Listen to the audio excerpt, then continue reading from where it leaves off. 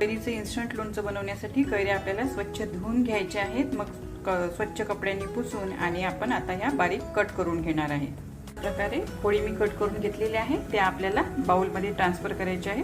2 teaspoon लाल मिरची powder टाकायची आहे. हाफ टीस्पून हळद, 1 टीस्पून धनिया पावडर, थोडी जिरा पावडर आपल्याला यामध्ये घालायची आहे. हाफ टीस्पून पेक्षाही थोडी कमी आपण मेथी दाणा पावडर यामध्ये घालूया. थोडासा गूळ आपल्याला यामध्ये घालायचा आहे. आपल्याला फोडणी द्यायची आहे. त्यासाठी तेल गरम केलेलं आहे. त्यामध्ये मोहरी घालायची आहे.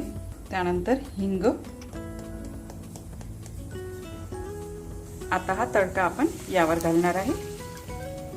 हिंगाचा खूपच छान सुगंध सुटलेला आहे. आता हे आपल्याला सर्व मिक्स करून घ्यायचं आहे.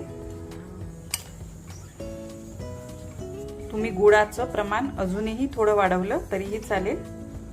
तर रेडी झालेलं आहे आपलं इन्स्टंट असं कैरीचं मस्त खमंग लोणचं.